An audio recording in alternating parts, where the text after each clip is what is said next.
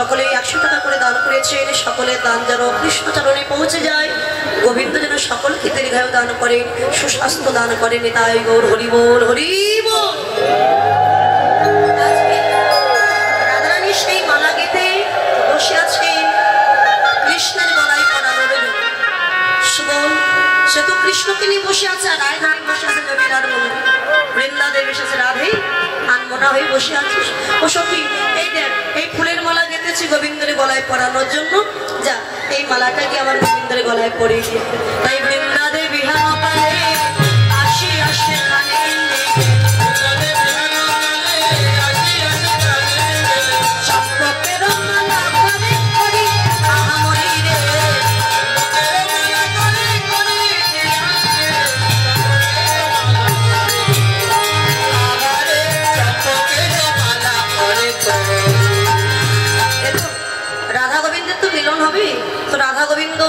লীলা আস্বাদন করলে সেবা দক্ষিণা দান করতে হয়।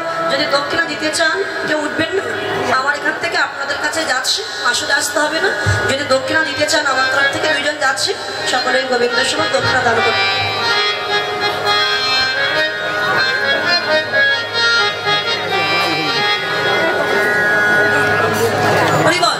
বসুন, সকলে বসুন।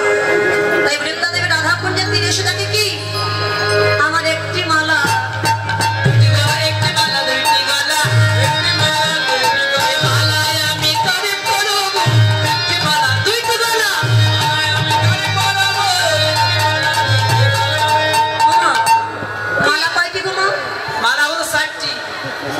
রাধারানী মালা কয়টা দিয়েছেন বাবা?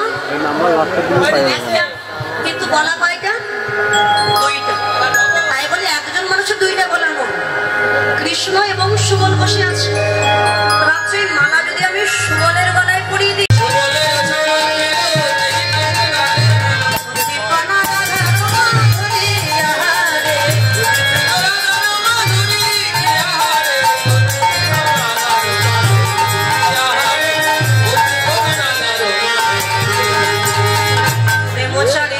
চাই পরম নয়নে ভাই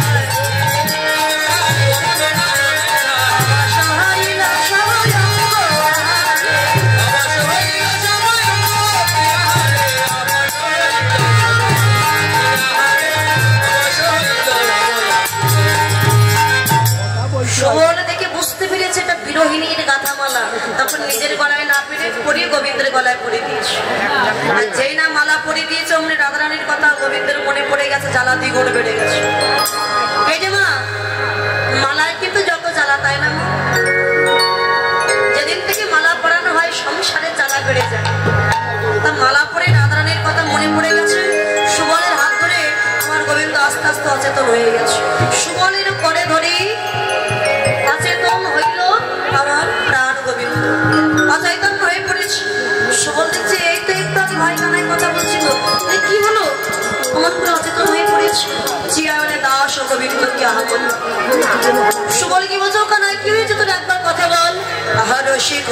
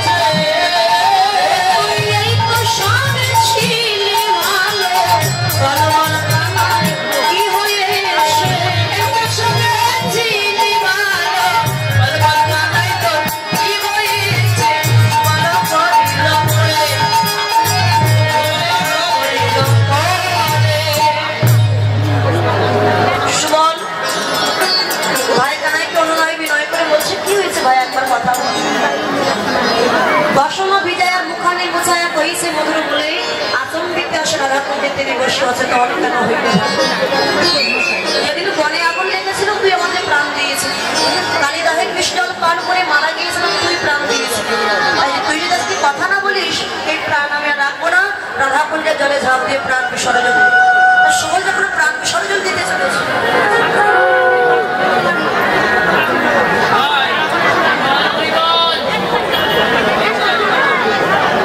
দিদি ভাই 100 টাকা দান করেছেন এবং ওনার শাশুড়ির জন্য আশীর্বাদ চাইছেন। আপনারা সকলে ওনার শাশুড়ির জন্য আশীর্বাদ করবেন যেন এমনিভাবে কৃষ্ণ প্রেম ভক্তি নিয়ে ভজন পথে এগিয়ে যেতে পারে। গোবিন্দ যেন ওনাকে ভালো রাখেন, সুস্থ রাখেন। দিদি ভাই যেন স্বামী সন্তান নিয়ে সুখে থাকেন।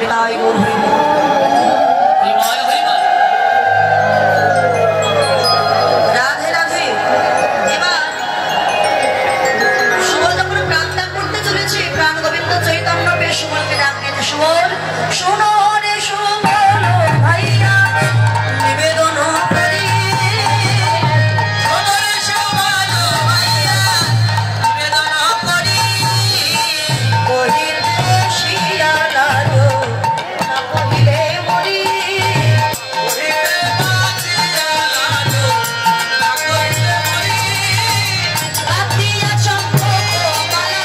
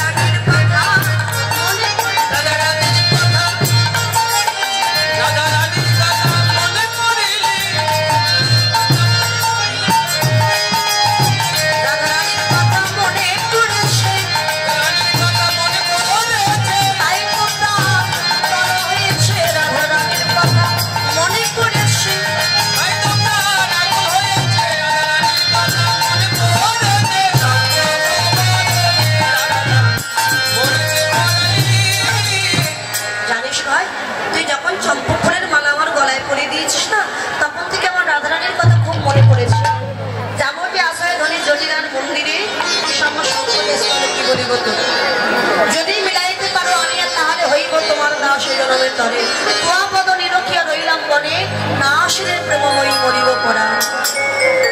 সন্ধ্যায়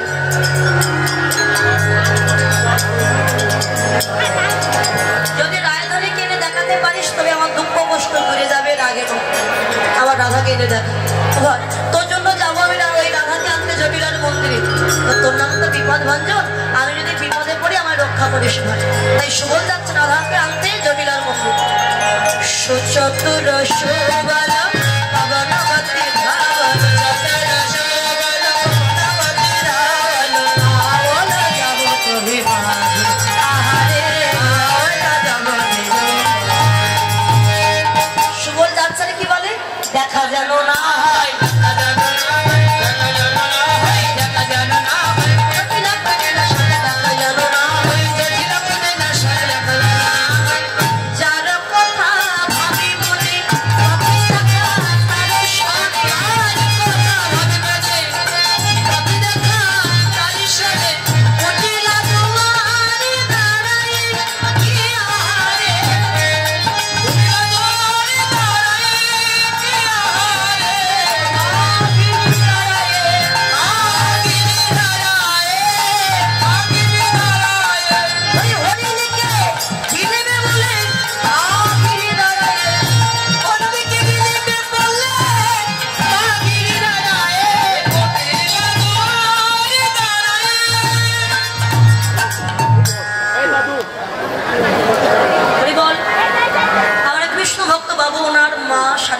অসুস্থ। সাধুগুরু বৈষ্ণব ভক্তিমতী মায়েরা আপনারা সকলে আশীর্বাদ করবেন, কেননা ভক্তের আশীর্বাদ তো গোবিন্দের কৃপা। আপনারা আশীর্বাদ করবেন যেন গোবিন্দ ওনার মাকে সুস্থ করে দেন, আবার সুস্থ হয়ে এমন সাধুগুরু বৈষ্ণবের সঙ্গ করতে পারেন। সকলে দুটি মহত্তলন করে ওনার মায়ের জন্য একটা আশীর্বাদ করবেন। ভক্তের মনোবাসনা পূর্ণাতে হতে হরিব হরি হরি বল।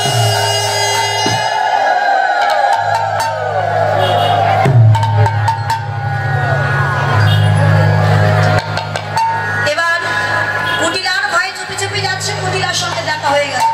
তো কুটিলা সুবলকে দেখতে পেয়েছে, ওই সুবল কুটিলাকে দেখতে পেয়েছে, কিন্তু কুটিলা দেখতে পায়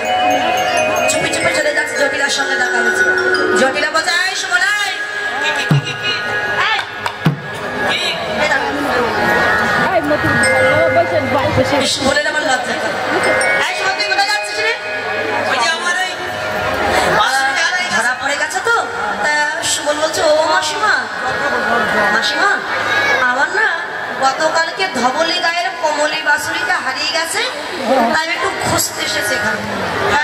তোর বাঁশুরি হারিয়ে গেছে কোথায়? বাবা ওর বাঁশুরি হারিয়ে গেছে বনে, আরো খুঁজতে এসেছে রাজভবন। বলে আর বলো না, গাভীর বাঁশুরি যেদিকে চলে যায় গাভী সেদিকে তাকে হাম্বা।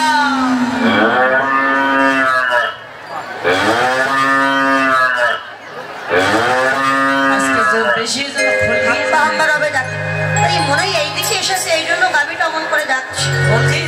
তো বাছুরে খুঁজতে খুঁজতে আমার খুব জল পিপাসা পেয়েছে, একটু জল দাও না। ও জল খাবি? ঠিক আছে, আমার বৌমা রন্ধনশালে আছে, যা জল খেয়ে। যখন যাচ্ছে সুবল কুটিলা আসে ডাকে, তাই সুবল কোথায় যাচ্ছিস? জল খেতে। তুই ওই কেলে ছোড়া শাখা না, তোকে কিছুতেই আমাদের বইয়ের সঙ্গে দেখা করতে দেওয়া যাবে। তুই কি প্রযুক্তি দিবি? বউ ঘর ছেড়ে পালিয়ে যাবে। সুবল বলছো মাসিমা একটু জল খাবো, তাই তোমাদের বাড়িতে এত বাধা? তুই দাঁড়া, আমি জলে দিচ্ছি। সুবল দেখছে কুটিলা যদি জল এনে দেয় এখান থেকে জল খাইয়ে তাড়িয়ে দেবে। রাধার কাছে তো যেতে দেবে না, আর রাধার কাছে না গেলে মনের আশা পূর্ণ হবে না। ও দিদি জানো, আমার না বহুদিন আগে একটা ব্যাধি হয়েছে। কি ব্যাধি? যে কোনো একটা ব্যাধি হয়েছে, আমার সব বলতে হবে কি ব্যাধি। সেই ব্যাধিতে আমি একটা কবজ নিয়েছি মাদুলি।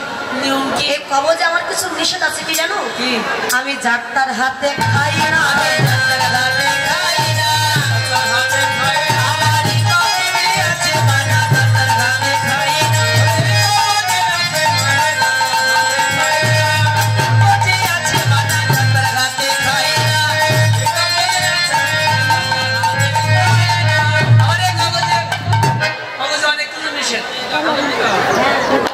ঠিক আছে? কবজে নিষেধ আছে, আমি যাত্রার হাতে কিছু খাই না। আর বিশেষ করে কাদের হাতে খাই না জানো? আমি বিধবার হাতে খাই না।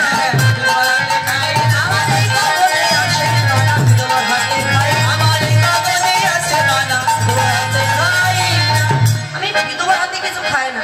তোমরা মা মেয়ে দুইজনে বিধবা, তোমাদের হাতে খেলে আমাদের আর এই কবজের কোনো কাজ দেখা। অনেক কিছু নিষেধ আছে। ও যারা ভক্ত তাদের হাতে খাওয়া যায়, আর যারা ভক্ত না তাদের হাতে বুঝে খাওয়া যায়। ঠিক আছে, আমার বৌমা রন্ধনশালে আছে, যা জল দিয়ে আয়। তাই বৌমার কাছে গিয়ে তার নাম করিস। ওই যে বাঁশি নিয়ে দাঁড়িয়ে থাকে নন্দের বেটা, ও কৃষ্ণ। আচ্ছা ঠিক আছে, আমরা কৃষ্ণ নাম করবো, আমরা যাবো। বলে হ্যাঁ যা। তো রন্ধনশালের দুয়ারে গিয়ে দাঁড়িয়েছে, রাধারানী বসে বসে কাঁদছে রন্ধনশালে। রায়ধনী সুবলকে দেখে ডাক দিস, ঈশ্বরে সুবল পরাণের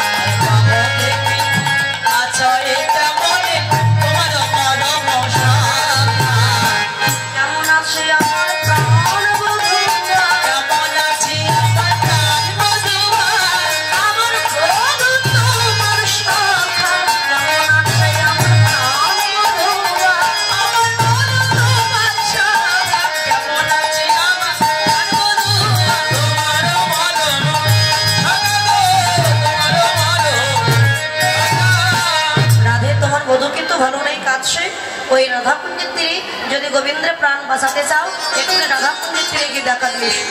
ভাই শুনো, আমি কেমন করে যাবো রাধাকুঞ্জের তীরে? এই বাদিনের চোখ ফাঁকি দিই। রাধে তোমাকে এবং আমাকে বিধি একই রকম তৈরি করেছে। এসো আমার বেশে আমি তোমায় সাজিয়ে দিই, আর তোমার বেশে তুমি আমায় সাজিয়ে দাও। তাই দুইজন দুইজনকে সাজিয়ে দিচ্ছে কেমন পরিবার তরে সারি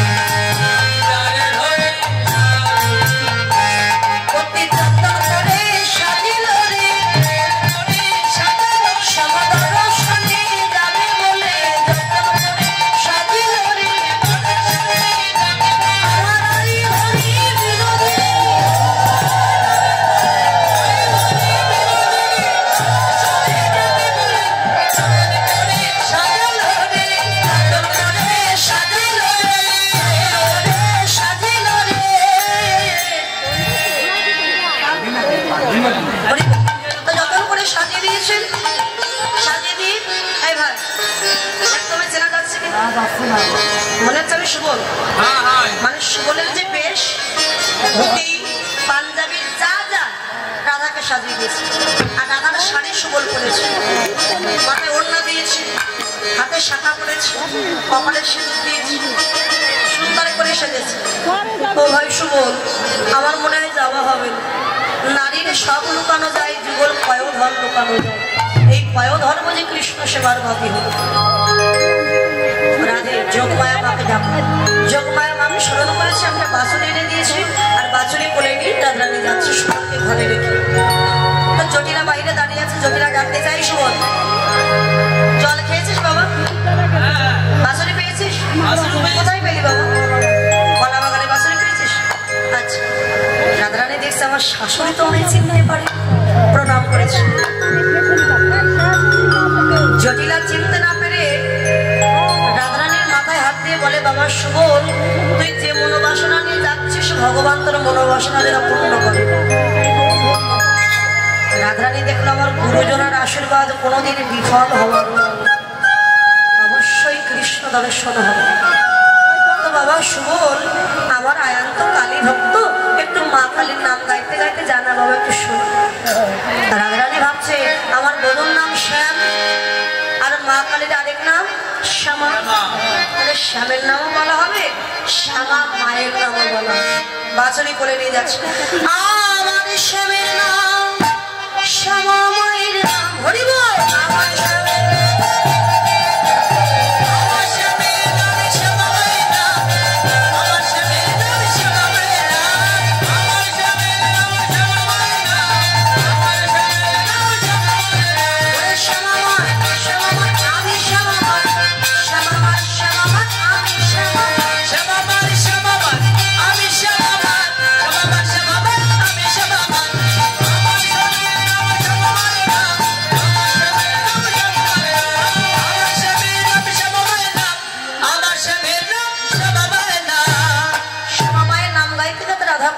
যাচ্ছে।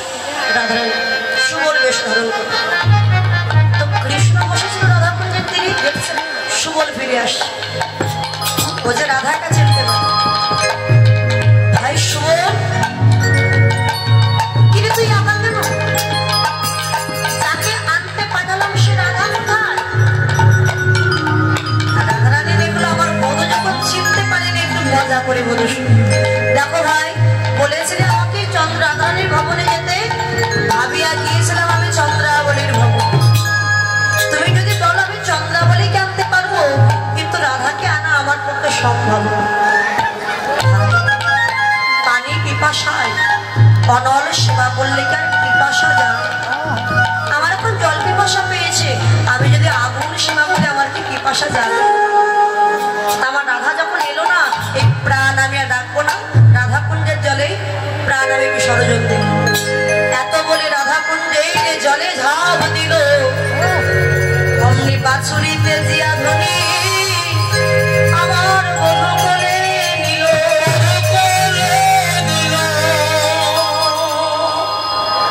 যখন ঝাঁপ দিতে যাবে, রাধারানীর কোলের বাছুরিকে ত্যাগ করে পশ্চাৎ থেকে ছুটে গিয়ে গোবিন্দকে জড়িয়ে ধরেছে। এই দেখো আমি এসেছি, এই দেখো আমি এসেছি গো, এই দেখো আমি এসেছি গো, তুমি আমায় চিনিতে পারলে না, এই দেখো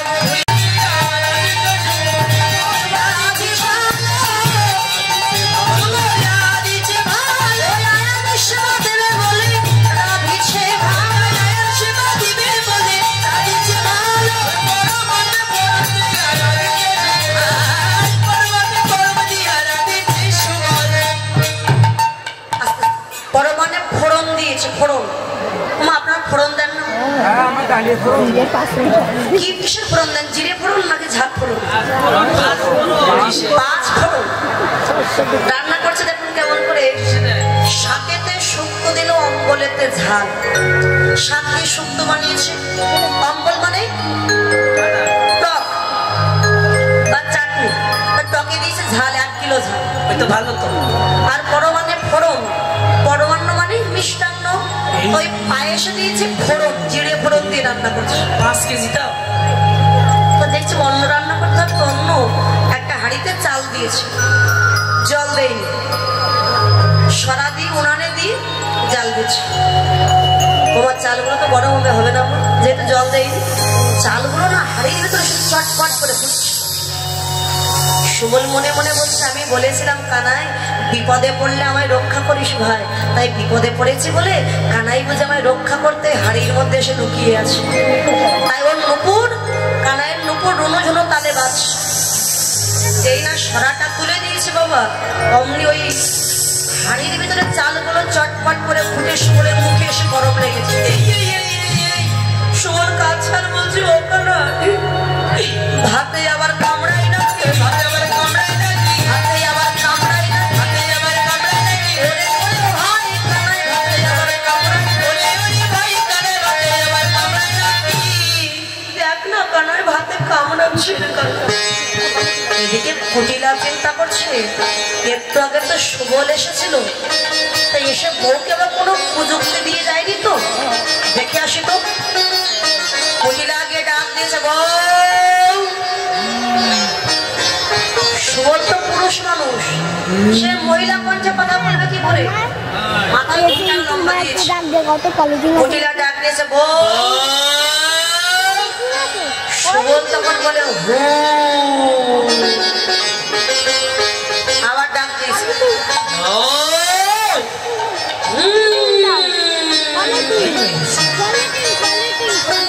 কোনো পেট নিয়ে আসলো না। কুটিলা চিন্তা করছে, হু করে কি সর্বনাশ করেছে। ও গো মা, শিগগিরই এসো মা, সর্বনাশ হয়ে গেছে মা। জটিলা বোঝাই, কুটিলা কি হয়েছে? মাগো আমি কতবার বললাম ওই কৃষ্ণের সভা সুবলকে বইয়ের সঙ্গে দেখা করতে দিও না। এই দেখো বইয়ের সঙ্গে সে দেখা করে গেছে, কি প্রযুক্তি দিয়ে গেছে, বইয়ের হু হু রোগে ধরেছে,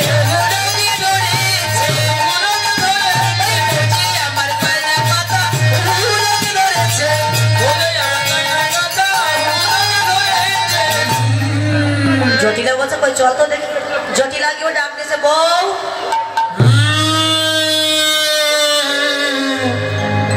এবার কি হবে, সর্বনাশ করেছে, এ রোগের নাম আমি জীবনে শুনিনি, কি করলে এই রোগ ভালো হবে।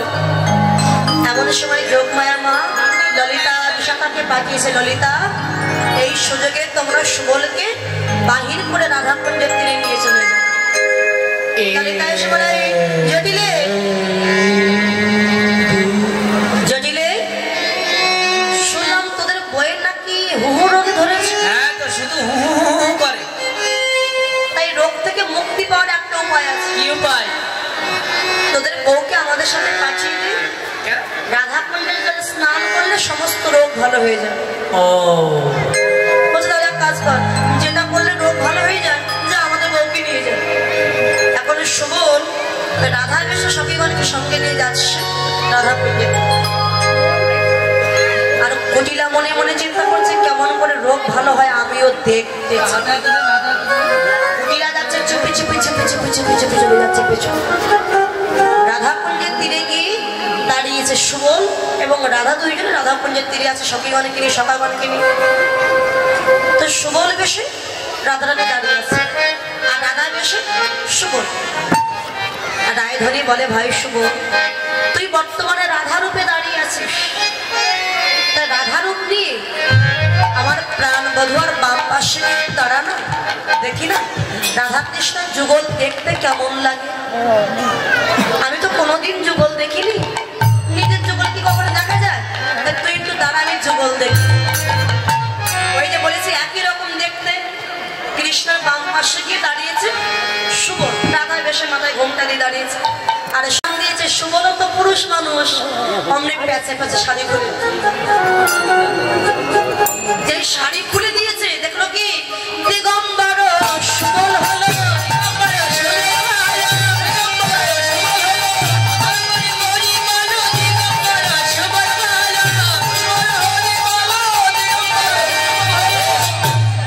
এরপরে কিন্তু আরেকটা দল আছে, তারপরে আমরা আবার আসবো 8টার দিকে। আপনারা সবাই কিন্তু থাকবেন, কেউ যাবেন না তো? কে কে বাড়ি যাবেন ভাই হাত তুলুন। এই জন্য তো বলি কুড়িগ্রাম থেকে আগত কুমারী সীমা রায় ও আসবে, তারপরে আমরা আসবো। সবাই থাকবেন, কেউ বাড়ি গেলে হবে না কিন্তু, শেষ না করলে বাড়ি গেলে হবে না। বাড়ি গেলে শুধু ঝগড়া হবে স্বামী স্ত্রীর মধ্যে, বাড়ি যাওয়া যাবে কেমন? আর সাউন্ড সিস্টেম দাদা ভাই সাউন্ড ভালো, আপনারা আশীর্বাদ করবেন যেন এমনিভাবে অনুষ্ঠানে গিয়ে সাউন্ড সিস্টেম দিয়ে ভক্তদের আনন্দ দিতে পারে, শিল্পীদের আনন্দ দিতে পারে। এখন কুটিলা দেখছে সুবল দাঁড়িয়ে আছে দিগম্বর, এটা সুবল দেখছি তো রাধা নয়। ও যশোমতী আমায় ক্ষমা করে দে, আমার ভুল হয়ে গেছে, আমি বুঝতে পারিনি এটা সুবল। এখন কুটিলা ভুল স্বীকার করে ঘরে গেছে। আর যশোমতী বলছে বাবা গোপাল তুই সকালবাণীকে নিয়ে ধনুবর্ষবাণীকে নিয়ে সকাল সকাল ঘরে আসছি বাবা, আমি তাহলে ঘরে গেলাম।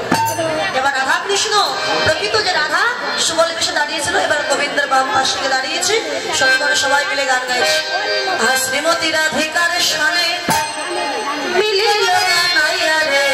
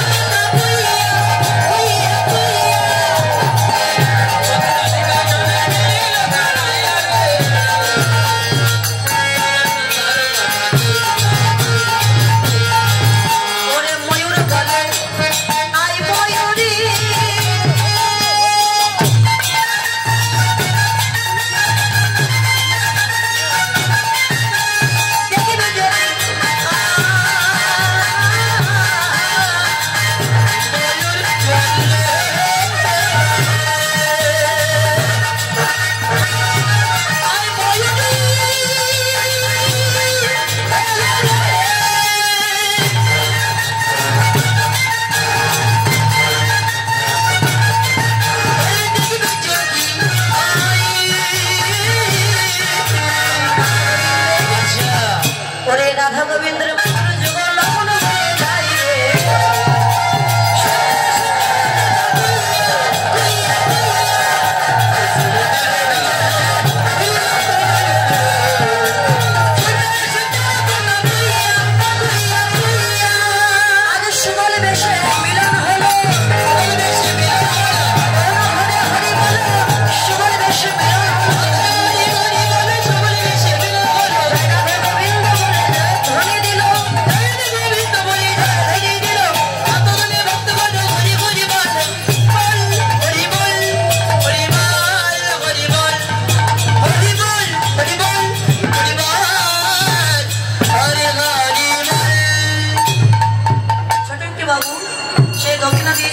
ভক্তিমতী মাতুরি 100 টাকা দান করেছেন। আশীর্বাদ করি আপনারা আশীর্বাদ করবেন, যে মনোবাসনা দান করেছেন ভগবান যেন মনোবাসনা পূর্ণ করেন, সকলকে দীর্ঘায়ু দান করেন। তাই গৌর হরি বল।